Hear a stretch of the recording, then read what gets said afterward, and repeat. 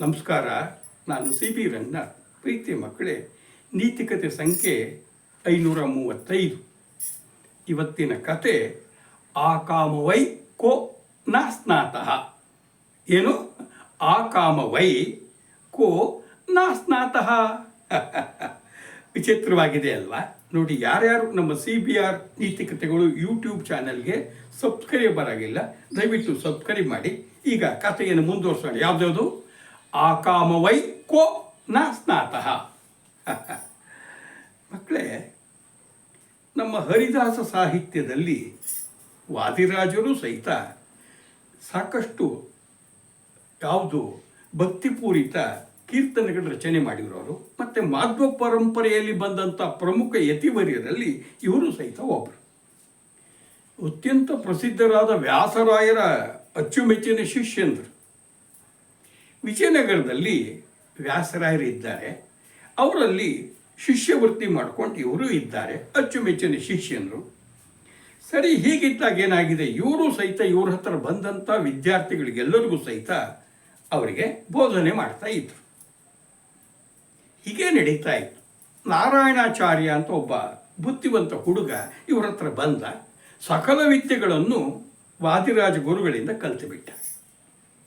ಆದರೆ ಆತನಿಗೆ ಕಲಿಯೋ ಆಸಕ್ತಿ ಎಷ್ಟಿತ್ತು, ಬುದ್ಧಿವಂತಿಕೆ ಇತ್ತೋ, ಇನ್ನೊಂದು ದೌರ್ಬಲ್ಯ ಇತ್ತು, ಅದು ದುರಂಕಾರ. ಗುರುಗಳಿಂದ ವಿದ್ಯೆ ಕಲಿತವನು ಬೇರೆ ಬೇರೆಯವ್ರ ಹತ್ರ, ಪಂಡಿತರ ಹತ್ರ ವಾದ ಮಾಡಕ್ಕೆ ಹೋಗಿ ವಾದ ಮಾಡಿ ಗೆದ್ದವನು ಪಂಡಿತರುಗಳನ್ನು ತುಂಬ ಅವಮಾನ ಮಾಡಿಬಿಡ್ತಿದ್ದ. ಅವನ ಅಹಂಕಾರ ಎಷ್ಟರ ಮಟ್ಟಿಗೆ ಮೀರ್ತು ಅಂದರೆ ಗುರುಗಳಾದ ವಾದಿರಾಜರನ್ನೇ ಬೇರೆಯವರ ಮುಂದೆ ಟೀಕೆ ಮಾಡೋಷ್ಟು ಬೆಳೆದು ಬಿಡ್ತು. ವಾದಿರಾಜವ್ರ ಪರ್ವತ ಆದರೆ ಇವನೊಂದು ಸಣ್ಣ ಮಣ್ಣು ಹೆಂಟಿ. ಆದರೆ ದುರಂಕಾರ ಯಾರಪ್ಪನ ಮನೆಯದು. ಹೀಗಿರಬೇಕಾದ್ರೆ ಅದು ಅಲ್ಲಿಗೆ ನಿಲ್ಲಿಲ್ಲ. ಇದು ಕೆಲವರು ಶಿಷ್ಯಂದರು ಗುರುಗಳ ಹತ್ರ ಹೇಳಿದರು, ನೋಡಿ ಈ ನಾರಾಯಣಾಚಾರ್ಯ ಹಿಂಗೆ ಮಾಡ್ತಿದ್ದಾನೆ ಅಂತ ಕರೆದು ಬುದ್ಧಿ ಹೇಳಿದರು. ನಾಯಿ ಬಾಲ ಡೊಂಕು, ಈತ ಏನು ಬದಲಾಗಲೇ ಇಲ್ಲ. ಸರಿ, ಒಂದು ದಿನ ಏನಾಗಿದೆ, ಬೆಳಗ್ಗೆ ಮಠದಿಂದ ಕರೆ ಬಂತು ವಾದಿರಾಜ ಗುರುಗಳಿಗೆ. ಯಾರಿಂದ? ಗುರುಗಳಾದ ವ್ಯಾಸರಾಯರಿಂದ. ಅಪ್ಪ, ನಾವೀಗ ಭಿಕ್ಷಕ್ಕೆ ಹೋಗಬೇಕು ಅರಮನೆಗೆ, ಬೇಗ ಬಂದು ಬಿಡು ಅಂತ. ಸರಿ, ಮೊದಲೇ ಗೊತ್ತಿದ್ದರೆ ಇನ್ನೂ ಬೇಗ ಎದ್ದು ಆಹನಿಕಗಳನ್ನು ಮಾಡ್ಕೊಳ್ಬೋದಿತ್ತು. ಹಾಗಾಗಿ ಏನು ಮಾಡಿದ್ರು, ಗುರುಗಳು ಕರೆದ ಹೋಗಬೇಕು, ಆಹನಿಕಗಳು ಯಾವುದು ನಿಲ್ಲಿಸೋಂಗಿಲ್ಲ ಅಂತೇಳಿ ಎಲ್ಲವನ್ನು ಸಂಕ್ಷಿಪ್ತವಾಗಿ ಮುಗಿಸಿ ಶಿಷ್ಯಂದ್ರಿಗೆ ಹೇಳಿ ಹೋಗಿಬಿಟ್ಟು. ಅದನ್ನು ಕಾಯ್ತಾ ಇದ್ದ ನಾರಾಯಣಾಚಾರ್ಯ ಆಡ್ಕೊಂಡು, ನೋಡು ಯತಿಗಳು ಗುರುಗಳು ಅವರು ಆಹನೇಕಗಳನ್ನು ಯಾರೋ ಊಟಕ್ಕೆ ಕರೆದ್ರು ಅರಮನೆಂತ ಬಾಯಿ ಬಿಟ್ಕೊಂಡು, ಆ ದೊಡ್ಡ ಗುರುಗಳ ಜೊತೆ ಸಣ್ಣ ಗುರುಗಳು ಬಾಯಿ ಬಿಟ್ಕೊಂಡು ಹೋಗಿದ್ದಾರೆ. ಅವನಿಗೆ ಆಚರಣೆ ವಿಚಾರ, ಪೂಜೆ ಪುನಸ್ಕಾರ ಮುಖ್ಯ ಆಗಲಿಲ್ಲ ಅಂದ್ಬಿಟ್ಟು. ಇದು ವಾದಿರಾಜ ಗುರುಗಳಲ್ಲದೆ ಅವರ ಗುರುಗಳಾದ ವ್ಯಾಸರಾಯರ ಬಗ್ಗೆ ಸಹಿತ ಗುರು ಮಾತಾಡ್ಬಿಟ್ಟ. ಇದು ವ್ಯಾಸರಾಯರಿಗಲ್ಲ ನಮ್ಮ ವಾದಿರಾಜ ಗುರುಗಳಿಗೆ ಗೊತ್ತಾಯಿತು. ಅವರು ಶಿಷ್ಯಂದ್ರು ಹೇಳಿದರು, ಕರ್ತಿದ್ರು, ಏನಪ್ಪ ನಾರಾಯಣಾಚಾರ್ಯ ಹೀಗೆ ಮಾಡ್ತಿದ್ಯಾ ಅಂದು. ಹೌದು ಅಂಥೇಳಿ ಮತ್ತೆ ಉಚಾಯಿಸಿ ಮಾತಾಡಿಬಿಟ್ಟ. ವಾದಿರಾಜರು ತಮ್ಮ ಬಗ್ಗೆ ಟೀಕೆಯನ್ನು ತಡ್ಕೊಳ್ತಿದ್ದರು. ಗುರುಗಳಾದಂಥ ಶ್ರೀ ವ್ಯಾಸರಾಯರ ಬಗ್ಗೆ ಈತ ಕಟುವಾಗಿ ಟೀಕೆ ಮಾಡ್ದ, ಬಹಳ ಕೆಟ್ಟ ಮಾತಾಡ್ದ ಗೊತ್ತಾದಾಗ ಅವ್ರ ಸಹನೆ ಮೀರಿ ಹೋಗ್ಬಿಡ್ತು. ಕೋಪ ಬಂತು. ದುಷ್ಟ, ವಿದ್ಯಾಮದದಿಂದ ಮೆರಿತಿದ್ದೀಯಾ, ನಿನಗೆ ಯಾರು ಏನೋ ಅರಿವೇ ಇಲ್ಲ ಅಂಥೇಳಿ ನೀನು ಬ್ರಹ್ಮ ರಾಕ್ಷಸನಾಗುವಂಥ ಶಾಪ ಕೊಟ್ಟರು. ಗುರುಶಾಪ.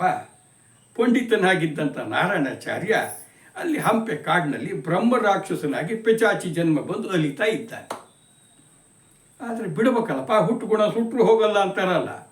ಕಾಡಿನಲ್ಲಿ ಓಡಾಡೋರಿಗೆಲ್ಲ ಮೊದಲೇ ಹಿಂದಿನ ಜನ್ಮದಲ್ಲಿ ಪಂಡಿತನಾಗಿದ್ದವನು, ಅವರಿಗೆಲ್ಲ ಕಾಡಕ್ಕೆ ಶುರು ಮಾಡಿಬಿಟ್ಟ. ಅವ್ರು ಬಂದವರಿಗೆಲ್ಲ ಕೇಳೋದು ಒಂದು ಪ್ರಶ್ನೆ, ಏನದು?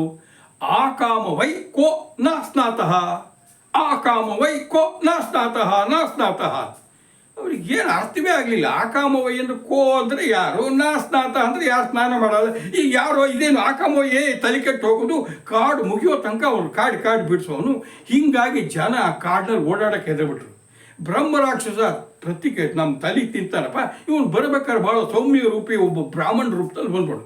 ಮಾಯಾವಿ ತಲೆ ಕೆಟ್ಟು ಹೋಗ್ಬಿಟ್ಟಿತ್ತು. ಹೆದರ್ಕೊಂಡಿದ್ರು. ಒಮ್ಮೆ ಏನಾಗಿದೆ, ವಾದಿರಾಜರು ಅದೇ ಕಾಡಿನಲ್ಲಿ ಪ್ರಯಾಣ ಮಾಡಬೇಕಿತ್ತು. ಹಳ್ಳಿಯ ಜನ ತಡೆದ್ರು, ಗುರುಗಳೇ ದಯವಿಟ್ಟು ಹೋಗಬೇಡಿ, ಅಲ್ಲಿ ಹಿಂಗೆ ಬ್ರಹ್ಮ ರಾಕ್ಷಸ ಇದ್ದಾನೆ, ಹಿಂಗೆ ಪ್ರಶ್ನೆ ಕೇಳಿ ನಮ್ಮ ತಲೆ ತಿಂತಿದ್ದಾನೆ, ದಯವಿಟ್ಟು ಹೋಗಬಾರ್ದು, ನಿಮಗೇನು ಅಪಾಯ ಆಗಿಬಿಡುತ್ತೆ. ತಕ್ಷಣ ಗೊತ್ತಾಗ್ಬಿಡ್ತೀವಿ ಅವರಿಗೆ, ಓಹೋ ನಮ್ಮ ಶಿಷ್ಯ ಒದ್ದಾಡ್ತಿದ್ದಾನೆ, ಇರಲಿ ಅವನಿಗೆ ಪಾಠ ಕಲಿಸೋಣ ಅಂತೇಳಿ ಹೊರಟು ಹೋಗ್ತೀನಪ್ಪ ಅವ್ನು ನಮ್ಮ ಶಿಷ್ಯ ಅಂತ. ಅಯ್ಯೋ ಹಂಗಾರೆ ನಾವು ಬರ್ತೀನಿ, ನಿಮಗೇನು ಅಪಾಯ ಆಗತ್ತೆ ಅಂತ ಅವರು ಬಂದು. ಅವರು 100 ಜನ ಇದ್ದಾರೆ. ಮೇನೆಯಲ್ಲಿ ವಾದಿರಾಜರು ಕೂತ್ಕೊಂಡು ಹೋಗ್ತಾ ಇದ್ದಾರೆ. ಮೇನೆ ಎದುರಿಗೆ ಬಂದು ನಿಂತೇ ಬಿಟ್ಟ ಸೌಮ್ಯ ರೂಪದಲ್ಲಿರುವಂಥ ಯಾರು ನಮ್ಮ ಇದ್ನಲ್ಲಪ್ಪ ಬ್ರಹ್ಮ ರಾಕ್ಷಸ. ಇದೇ ಪ್ರಶ್ನೆ ಕೇಳಿದ ಮೇನಲ್ಲಿದ್ದಂಥ ಯಾರಿಗೆ? ವಾದಿರಾಜರಿಗೆ. ಆ ಕಾಮವೈ ಕೋ ನಾಸ್ನಾತಃ ಅಂತ. ಸರಿ, ಪ್ರಶ್ನೆಗೆ ಉತ್ತರ ಗೊತ್ತಿರೋದಿಲ್ವೋ? ತಕ್ಷಣ ಹೇಳಿಬಿಟ್ರು ಅವರು. ರಂಡಾ ಪುತ್ರ ತ್ವಂ ನಾಸ್ನಾತಃ ಅಂದ್ರು. ಅಲ್ಲಿದ್ದವ್ರಿಗೆಲ್ಲ ಆಶ್ಚರ್ಯ, ಒಂದು ನಾಚಿಕೆ ಆಗಿಬಿಡ್ತು. ಯಾರು? ಬ್ರಹ್ಮ ರಾಕ್ಷಸನಿಗೆ. ಹೋಗಿ ಒಂದು ಕಡೆಗೆ ಹಳ್ಳಿನ ಮುಖ ಮಾಡ್ಕೊಂಡು ಕೂತು ಬಿಟ್ಟ. ಹಿಂದ್ಗಡೆ ಇದ್ದರು ಹಳ್ಳಿ ಜನ ಕೇಳಿದ್ರು, ಅಲ್ಲ ಗುರುಗಳೇ, ಅದೇನೋ ಪ್ರಶ್ನೆ ಕೇಳ್ದ, ನಮಗೆ ಪೂರ್ತಿ ಅರ್ಥ ಆಗಿ ನಮಗೆ ಕೇಳಿದ ಪ್ರಶ್ನೆ ಕೇಳ್ದ, ನೀವೇನೋ ಉತ್ತರ ಕೊಟ್ಟರೆ ಅದೇನಪ್ಪ ಏನು ಅಂತ. ಅವಾಗ ಮೇಲೆಯಿಂದ ತೆಳಗಿಳಿದಂಥ ವಾದಿರಾಜರು ಹೇಳಿದರು, ನೋಡಿ ಇವನು ಪಂಡಿತ, ಇಷ್ಟೇ ಆಗಬೇಕಾಗಿತ್ತು. ನಮ್ಮ ವೈದಿಕ ಧರ್ಮದ ಅನುಯಾಯಿಗಳು ಯಾರಿದ್ದಾರೆ ಅವರೆಲ್ಲರೂ ಸಹಿತ ಸ್ನಾನ ಮಾಡೋದಿಲ್ಲಿ ಪ್ರತಿದಿನ ಪುಣ್ಯ ತೀರ್ಥಗಳಲ್ಲಿ, ನದಿಗಳಲ್ಲಿ ಸ್ನಾನ ಮಾಡಬೇಕು. ಸ್ನಾನ ಮಾಡಿ ಆಮೇಲೆ ಆಹ್ನಿಕಗಳನ್ನು ಮಾಡಬೇಕು, ಪೂಜೆ ಪುನಸ್ಕಾರ ಎಲ್ಲ. ಇದು 365 ದಿನ 12 ಮಾಸಗಳು ತೀರ್ಥ ಸ್ನಾನ ಮಾಡಬೇಕು ಅಂತಿದೆ. ಆಗೋದಿಲ್ಲಪ್ಪ. ಅವಾಗೇನು ಮಾಡಬೇಕು? 12 ಮಾಸಗಳಲ್ಲಿ ಕನಿಷ್ಠ ಪಕ್ಷ ಶ್ರೇಷ್ಠವಾದ ಈ 4 ಮಾಸಗಳು. ಆ ಕಾಮವೈ ಅಂತ ಹೇಳಿದ್ನಲ್ಲ ಅದೇ. ಆ ಅಂದರೆ ಆಷಾಢ ಮಾಸ, ಕ ಅಂದರೆ ಕಾರ್ತೀಕ ಮಾಸ, ಮ ಅಂದರೆ ಮಾಘ ಮಾಸ, ಇನ್ನು ವೈಶಾಖ ಮಾಸ. ಈ 4 ಮಾಸಗಳಲ್ಲಾದರೂ ತೀರ್ಥ ಸ್ನಾನ ಮಾಡಿ ಆಹ್ನಿಕಗಳನ್ನು ಮಾಡಿದರೆ ಅವರಿಗೆ ಶ್ರೇಯಸ್ಸಾಗತ್ತೆ, ಪುಣ್ಯ ಲಭಿಸುತ್ತೆ. ಇದು ಅವರ ಕರ್ತವ್ಯ. ಕನಿಷ್ಠ ಪಕ್ಷ ಈ 4 ಮಾಸಗಳಲ್ಲಿ 30 ದಿನಗಳು ಸ್ನಾನ ಮಾಡೋಕ್ಕಾಗದೇ ಇದ್ರು ತೀರ್ಥಗಳಲ್ಲಿ 4 ಹುಣ್ಣಿಮೆಗಳಿದೆಯಲ್ಲ, ಅವಾಗಾದರೂ ತೀರ್ಥಗಳಲ್ಲಿ ಸ್ನಾನ ಮಾಡಿ ಈ ಆಚರಣೆಗಳನ್ನು ಮಾಡಬೇಕು ಅಂತ ಹೇಳ್ತಾರೆ. ಯಾಕೆ ಅಂದರೆ ಅವತ್ತು ವ್ಯಾಸರನ್ನು ನೆನೆಸಿ ಪೂಜೆ ಮಾಡ್ತಾರೆ. ಯಾಕೆ? ವೇದಗಳನ್ನು 4 ಭಾಗಗಳಾಗಿ ವಿಂಗಡಿಸಿದವರು ವೇದವ್ಯಾಸರಲ್ವಾ, ಅವರಿಗೆ ಅದಕ್ಕೆ ವ್ಯಾಸ ಪೂರ್ಣಿಮೆ ಇದೆಯಲ್ಲ, ಇವೆಲ್ಲ ಹೀಗೆ ಮಾಡಬೇಕು ಅಂತ ಇದೆಯಪ್ಪ, ಇವನಿಗೆ ಗೊತ್ತಿದೆ. ಹಾಗಾಗಿ ಅವನು ಕೇಳ್ತಿದ್ದಾನೆ. ಹೌದಾ, ನಮ್ಗೆ ಅರ್ಥ ಆಗಲಿ, ನೀವೇನು ಉತ್ತರ ಕೊಟ್ಟರೆ ಅವನ ಯಾಕೆ ಮುಖ ಹಳ್ಳೆಡೆ ಮಾಡ್ಕೊಂಡು ಕೂತ ಅಪ್ಪ.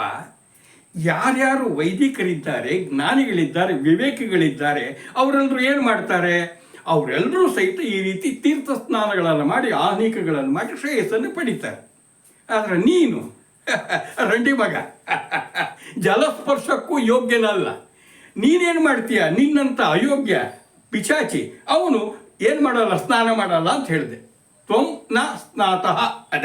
ಅದಕ್ಕೆ ಅವನಿಗೆ ಕಪಾಳ ಕೊಡ್ದಂಗಾಗಿ ಅವನು ಕೇಳಿದ ಪ್ರಶ್ನೆ ಅವನಿಗೆ ತಿರುಗ್ತಲ್ಲ, ಹಂಗೆ ಕೂತಿದ್ದಾನೆ. ಇಷ್ಟೆಲ್ಲ ಹೇಳಿ ಜನ ಲೆಕ್ಕಬಿಟ್ರು. ಗುರುಗಳೇ, ಏನು ಮಹಿಮಾ ನಿಮ್ಮದು ಅಂತ. ಅಷ್ಟೊತ್ತಿಗೆ ಸಿಟ್ಟು ಬಂದ್ಬಿಡ್ತಾ ಬ್ರಹ್ಮ ರಾಕ್ಷಸನಿಗೆ. ಬಂದ, ನನಗೆ ಅವಮಾನ ಮಾಡ್ತಿದ್ದೀರಿ, ನನ್ನ ಜೊತೆ ವಾಕ್ಯಾರ್ಥ ಮಾಡ್ಬೇಕು ನೀವು, ವಾದ ವಿವಾದ ಆಗಲಿ, ಯಾರು ಏನು ಮಾಡ್ತಾರೆ ನೋಡೋಣ, ನಾನು ನಿಮಗೆ ಗೆದ್ದು ಬಿಡ್ತೀನಿ, ನೀವು ಹೋಗ್ತು ನಿಮ್ಮನ್ನು ತಿಂದು ಬಿಡ್ತೀನಿ ಅಂದ್ಬಿಟ್ಟ. ಅವನು ರಾಕ್ಷಸ ನೋಡಿ ಜನಕ್ಕೆ ಹೆದರಿಕೆ ಆಯ್ತು. ಆಯ್ತಪ್ಪ, ವಾದ ಮಾಡ್ತೀವಿ. ಆದರೆ ನೀನೇನು, ನಾನು ಗೆದ್ದರೆ ನಾನೊಂದು ತಿಂತೀನಿ ಇಂದಿ, ನೀನು ಸೋತ್ರೆ ಏನು ಮಾಡಬೇಕು, ಏನು ಮಾಡ್ತೀಯ ಹೇಳು, ನೀವು ಹೇಳ್ದಂಗೆ ಕೇಳ್ತೀನಿ ಇಂದ. ಆಯಿತು ಅಂದರು. ಇಬ್ಬರು ಸಹಿತ ವಾದಿರಾಜರು ಬ್ರಹ್ಮ ರಾಕ್ಷಸ ವಾಕ್ಯಾರ್ಥ ಕೂತರು. ಎಲ್ಲಿ ಪರ್ವತದಷ್ಟು ಎತ್ತರವಾಗಿರೋ ನಮ್ಮ ವಾದಿರಾಜರ ಮುಂದೆ ಪಿಚಾಚಿಯಾಗಿ ಅಲಿತಿರುವಂಥ ದುರಂಕಾರಿ ನಾರಾಯಣಾಚಾರ್ಯ ಏನು ವಾದ ಮಾಡ್ತಾನೆ? ಸೋತ ಮೇಲೆ ತಲೆ ತಗ್ಗಿಸ್ಕೊಂಡು ಏನು ಮಾಡ್ಬೇಕು ಹೇಳ್ರಿ ಅಂತ. ನೋಡಪ್ಪ, ನೀನು ನಮ್ಮ ಮೇನೆ ಹೊರಬೇಕು ಅಂದರು. ಅವ್ರ ಮೇನೆ ಹೊರಬೇಕು. ಆದರೆ ಅಲ್ಲಿದ್ದ ಬೋವಿಗಳು ಮೇನೆ ಹೆದರ್ಕೊಂಬೇ ಬೇಡಪ್ಪ, ಬ್ರಹ್ಮ ರಾಕ್ಷಸ ನಾವು ಹೊರೋದಿಲ್ಲ ಅಂತ. ಅವಾಗ ವಾದಿರಾಜರು ಹೇಳಿದ್ರು, ಹೆದರಬೇಡ್ರಿ, ಮೇನೆಯ ಮುಂಭಾಗದಲ್ಲಿ ಇದ್ದಾನಲ್ಲ ಆ ಬ್ರಹ್ಮ ರಾಕ್ಷಸ ಹೊರತಾನೆ, ನೀವು ಹಿಂದ್ಗಡೆ ಹೊರ್ರಿ ಸಾಕು ಅಂದಾಗ ವಾದಿರಾಜನ ಮೇನೆಯನ್ನು ಮುಂಭಾಗದಲ್ಲಿ ಆ ಬ್ರಹ್ಮ ರಾಕ್ಷಸ ಹೊತ್ತಂತೆ, ಹಿಂಭಾಗದಲ್ಲಿ ಈ ಬೋವಿಗಳು ಹೊರ್ತಾ ಹೋದರು. ಹೀಗೆ ಹಲವು ದಿನ ಕೆಳಿತು. ಮಹಾತ್ಮರಾದಂಥ ವಾದಿರಾಜರ ಮೇನೆಯನ್ನು ಹೊತ್ತ ಪುಣ್ಯದಿಂದಾಗಿ ಆ ನಾರಾಯಣಾಚಾರ್ಯಗೆ ಬ್ರಹ್ಮ ರಾಕ್ಷಸ ಜನ್ಮ ಹೋಗಿ ಮುಕ್ತಿ ಪಡೀತಂತೆ. ನೋಡಿ ಮಕ್ಕಳೇ, ಎಷ್ಟು ವಿಚಿತ್ರ. ವಿದ್ಯೆ ವಿನಯವನ್ನು ತರಬೇಕು, ವಿವೇಕವನ್ನು ತರಬೇಕು. ಅದಿಲ್ಲೇ ದುರಂಕಾರದಿಂದ ಮೆರಿಬಾರ್ದು ಉದಾಹರಣೆ ಅಲ್ವಾ? ನೀವೆಲ್ಲ ವಿದ್ಯೆಯನ್ನು ಪಡೆದವರು ವಿವೇಕಿಗಳಾಗಿ ವಿನಯವಂತರಾಗಿ ಬಾಳಿ ಒಳ್ಳೆಯದಾಗಲಿ. ನಮಸ್ಕಾರ.